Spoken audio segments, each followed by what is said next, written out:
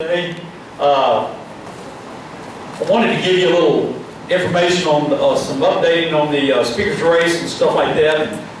First of all, Georgia had said that there was some type of, that some people believed that it was in the Texas Constitution that there had to be a secret vote for the speaker, okay?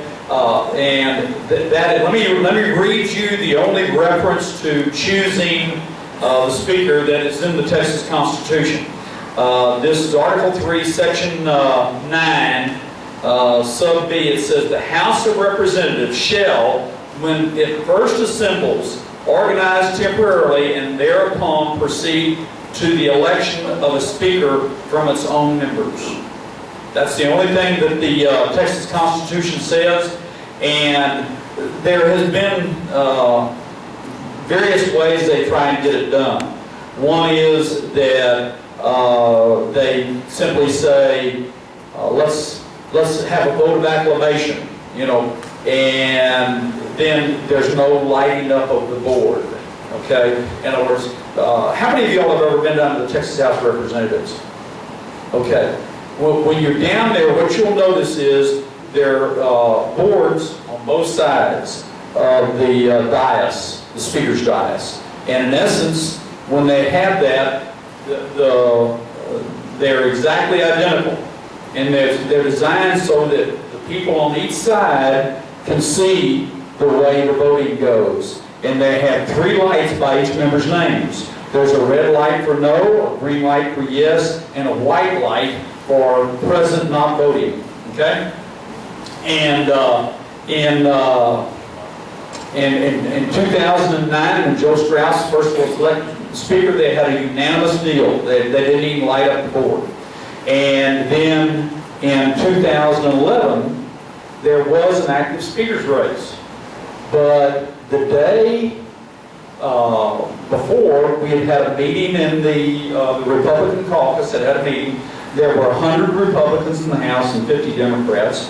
And in essence, the push was to have another support for Joe Straus. About 40 of us, and I don't know exactly how many because all they did was have a standing vote in the caucus.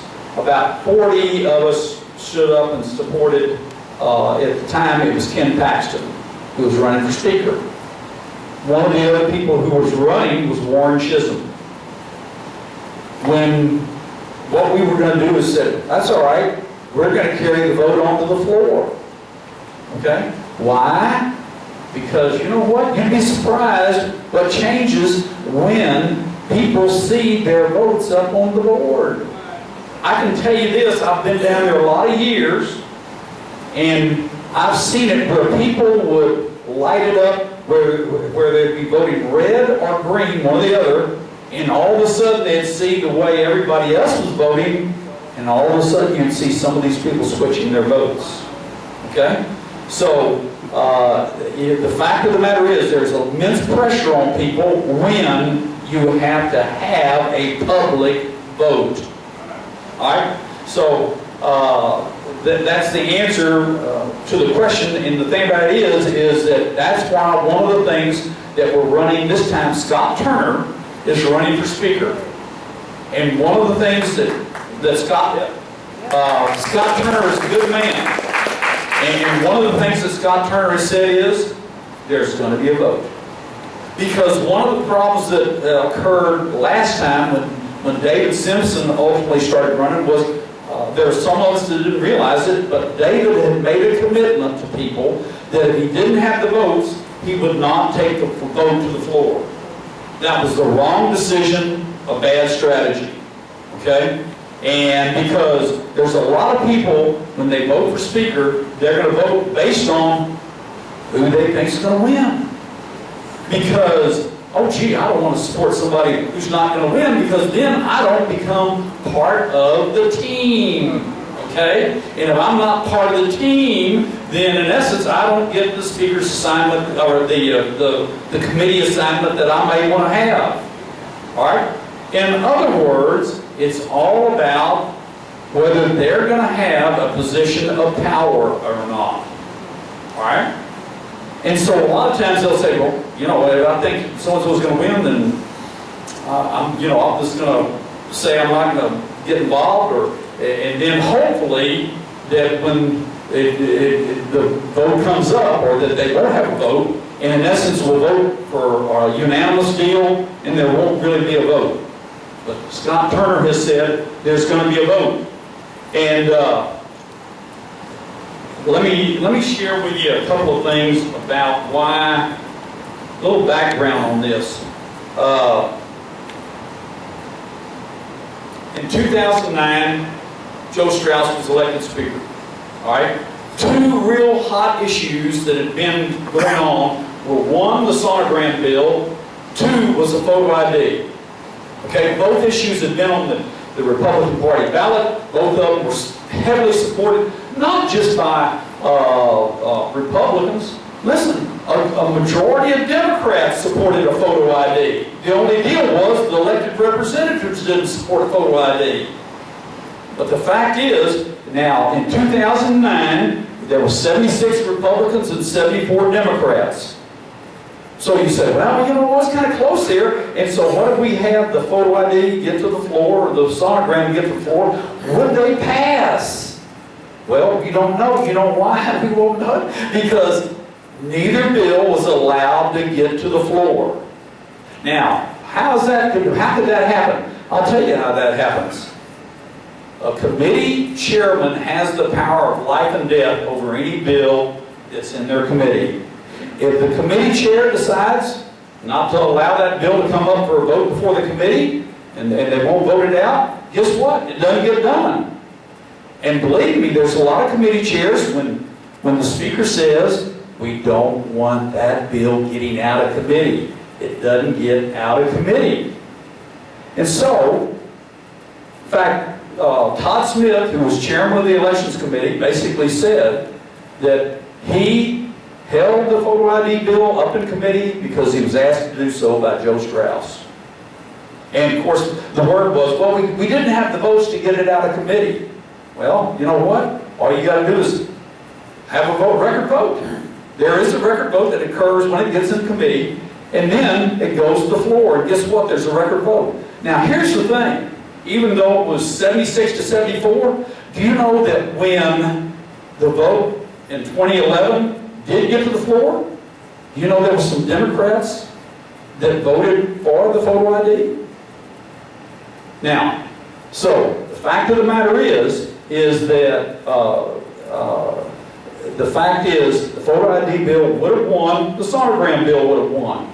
There was a Republican down there that wouldn't have voted for the sonogram bill, and there were some Democrats that voted for the sonogram bill, a handful. Now, so the fact of the matter is that in 2009, neither the photo ID bill or the sonogram bill got out, and for Joe Straus's good work on the sonogram bill, Joe Straus got an award from Planned Parenthood. Okay? Joe Straus got an award from Planned Parenthood. Now, when he started running for the 2011 session, Joe Straus went around telling people he was as pro-life as Ronald Reagan. All right? Now, let me ask you this, friends.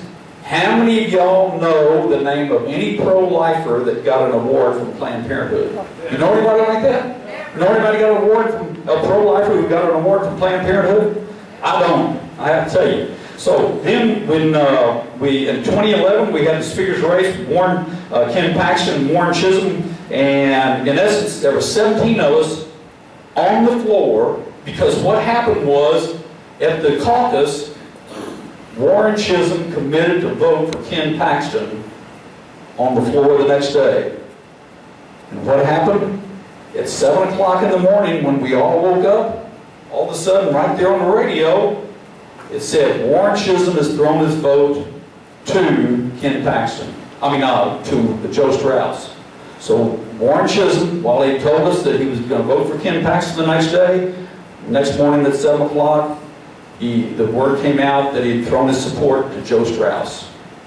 And in essence, then immense pressure was put on Ken Paxton to withdraw from the race. So Ken Paxton withdrew from the race, but a guy named Leo Berman called for a record vote anyhow. And so We had a record vote. 17 of us did not vote for Joe Straus. As a result of that, guess what happened? Everybody who did not, or everybody who voted for Joe Straus said, there's two bills we got to pass. I don't care what happens. We got to pass them. You know what those two bills were? Photo ID bill and the sonogram bill. And so guess what? We got both bills passed. Now here's the thing. What you got to remember is this. Is there some other good legislation we'd like to get done? Absolutely. In fact, one of the things I've asked people based on this last 2013 session, I said, name me a solid conservative piece of legislation that got passed during the regular session. During the regular session. How many pro-life bills got passed during the regular session? Or how many of them even got out of the House? How about zero? We had 95 Republicans in the House in 2013, 55 Democrats. Zero pro-life bills got to the floor. Another thing is this. How many people think that it would be a good idea to have the possibility that people who are getting taxpayer-funded benefits may be subject to a drug test? Okay? Yeah, you know what? The overwhelming majority of people in Texas think that would be a good idea. That bill never got out of committee. How many people think it would be a good idea? Even, okay, how about just unemployment? If you're on unemployment, you might be screened for a possibility of, for a drug test. In other words, what they do is they look at certain parameters, and then they'd say, maybe ask you some questions, see what you're doing, and there'd be a possibility that if you fell into a certain criteria, that you would be subject to a drug test. All right? Well, now that one they did get to the floor. But you know when they allowed that bill to get to the floor? They allowed it to get to the floor with about 5 hours left in the last day that bills have to get out of the House.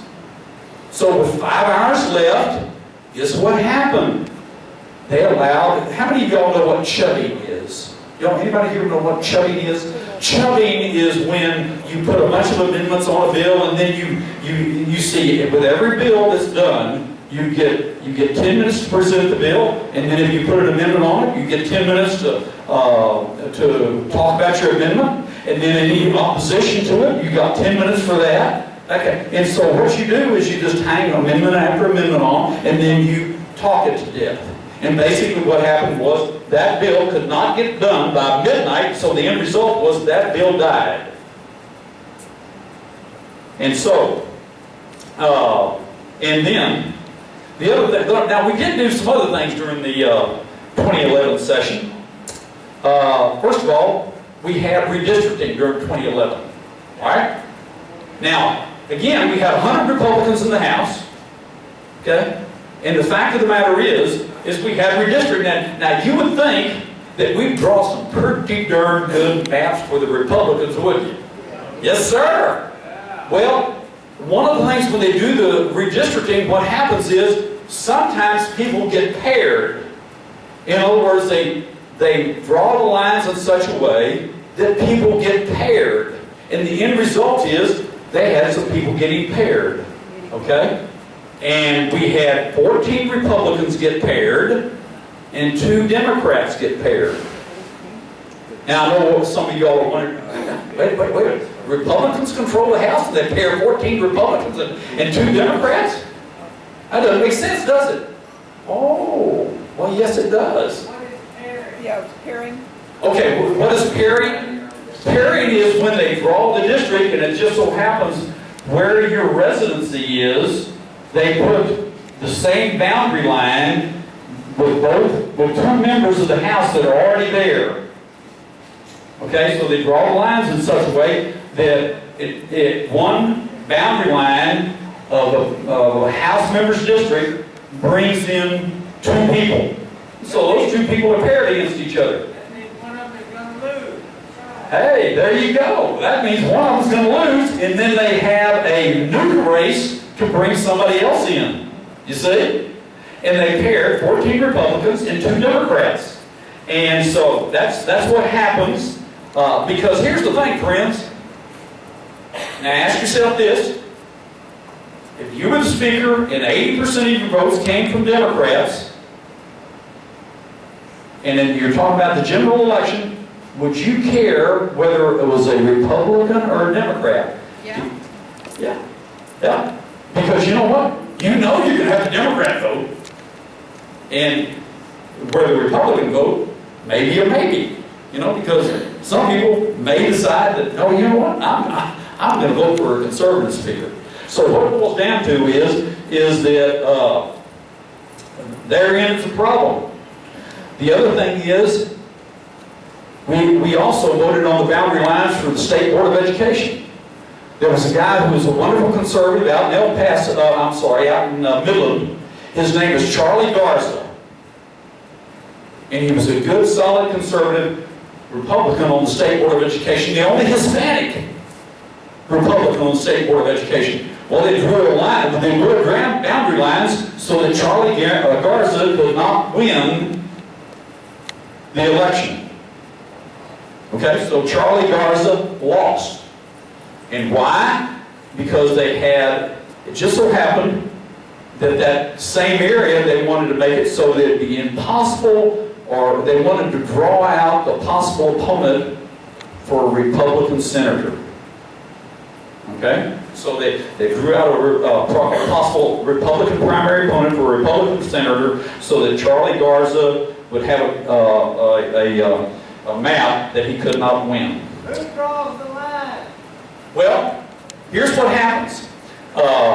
There was a guy named, a state representative named Bert Solomons, and all the bills came out of the redistricting committee. Is he a Republican or a Democrat? Yes, he is. He was. He was replaced shortly the next session.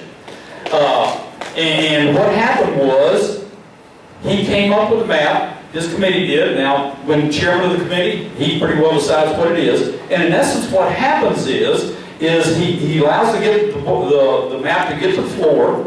And a bunch of us went to him and said, excuse us, Bert, do you realize that a huge percentage of the State Board of Education has said they want a different map, and it's a majority of Republicans and even one Democrat wanted the same map. They wanted a different map.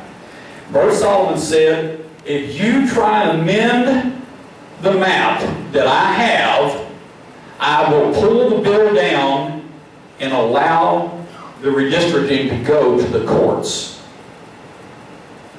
So he's, in essence, kind of, okay, what do we do here?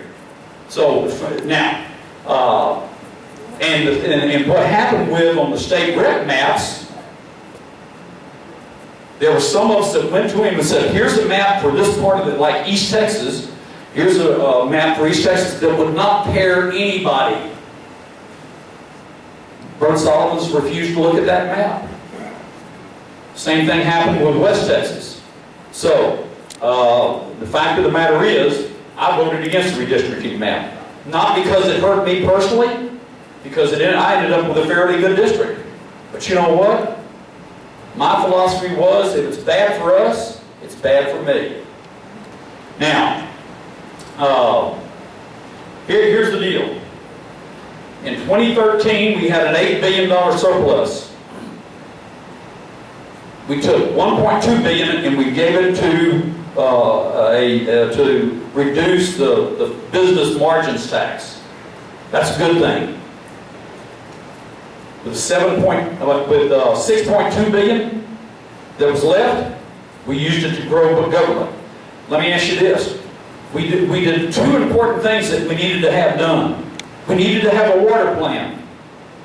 You think, well, maybe a good idea. We got to have a water plan. Let's take some of that money that's in that $8 billion surplus and use it for the water plan. Oh no, we wouldn't want to do that. We're going to take it out of the rainy day fund. Then the other thing is, you know what, we need more money for transportation. Maybe we ought to take that out of the out of the $8 billion surplus. Oh no, we want to do that. We're going to take that out of the rainy day fund.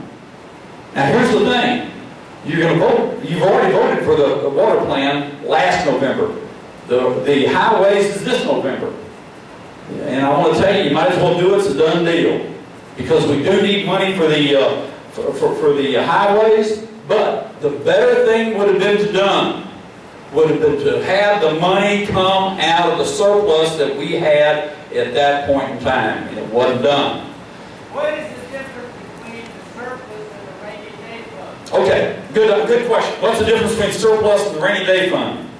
The surplus is when you look at the amount of money coming in and the amount of money that's already proposed to go out before we do the budget. It's the money that if you took the current expenditures, how much would be going out? We had an $8 billion surplus.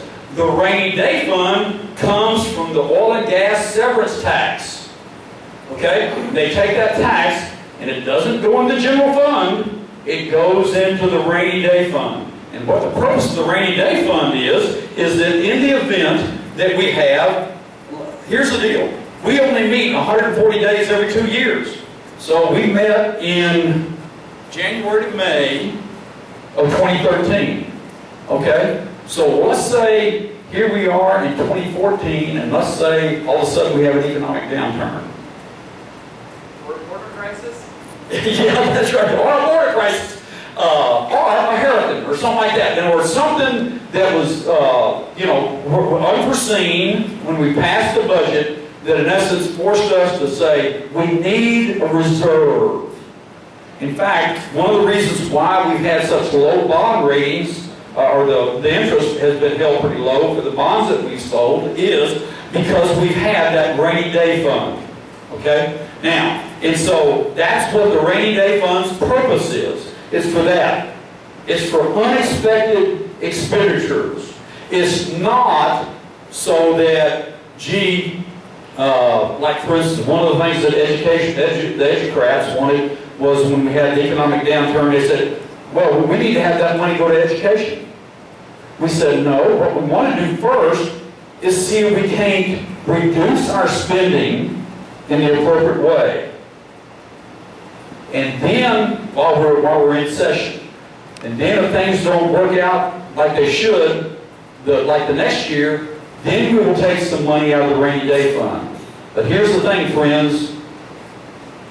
In the last 20 years, for education, the student enrollment growth has gone by 40%. The number of teachers has gone up by 42%. But you know what the number of non-teachers has gone up by? You know, take a guess. Anybody want to take a guess? But the number of non-teachers has gone up by? It's gone up by 220%. If you want to know where your money's going into education, that is where your money's going into education. Yes, sir. Yes, sir. So, the fact of the matter is, education has always been the number one item in the budget as far as the amount of money going in. Now, here's the other thing. Now, I passed out this right here. How many of y'all picked this up and you had to get it? Okay? This is what happens. This is what gets to the floor. In other words, we didn't get any good legislation to the floor, but we did get this to the floor. And what this says is, notice this, the officially promoted ideology of the center asserts that racism has been consistently or consciously and systematically erected, and that internalized racial superiority expresses itself as an unearned privilege and access to the institutional power, and that institutions and societal practices contribute to individual acts of racism. Now, this bill continued that policy. Okay, in other words, it had gone into Health and Human Services, and what they wanted to do was continue that. Now, this bill gets out of the committee and gets into, there's a calendars committee after they have the standing committee, it goes to calendars committee. This bill made it through the calendars committee in 3 days. Now, my friends, that's lick and split. For those of you who may not know what happens down the legislature, but that is, in fact, because let me tell you, I've seen numerous bill after numerous bill that never got out of the calendars committee. Okay? This bill made it out in 3 days. Now, here's the important point. Every Democrat votes for it. And then we also have the underlined names are Republicans that also voted for it. All right? Now, Jimmy Don Aycock, leadership team. Bill Caligari, leadership team. Darby, leadership team. John Davis, leadership team. Charlie Aaron, leadership team. Now, Lois Colcourse is in the leadership team, but at least Lois Colcourse in the end voted against it, and I'll explain that in just a second. John Otto, the leadership team. Debbie Riddle always votes for the leadership. Scott Sanford voted for it, voted against it in the end. Paul Workman doesn't always vote with the leadership, but Zerwas is on the leadership team. And then notice this: when the bill failed, in other words, first vote, the bill goes down. Jimmy Don Aycock goes up there and says, I was shown voting yes, but I intended to vote no. Mr. Darby says, I was shown voting yes, but I intended to vote no. And then there were some that said they were temporarily out of the house and stuff like that. Now here's the thing. Remember those two names, because then you go to the next page. Because what happened is this. Jim Keffer, part of the leadership team who had voted no, or somebody voted him no, against the bill, he called for a motion to reconsider the bill. The bill is reconsidered, comes back to the floor again. So what happens? Well, let's look at the leadership team that votes for the bill now. Jimmy Don Aycock, Bill Caligari, Byron Cook, Darby, John Davis, Mr. Keffer, Susan King, Mr. Kumpel, John Otto, Mr. Phillips, leadership team, Mr. Price, Mr. Ratliff, Ms. Riddle, J.D. Sheffield, Paul Workman, John Zerwas. Now, they were all leadership team or people in that genre that all voted for the bill along with the Democrats. Then we have some others who were part of the leadership team: Dennis Vaughn, Dan Branch,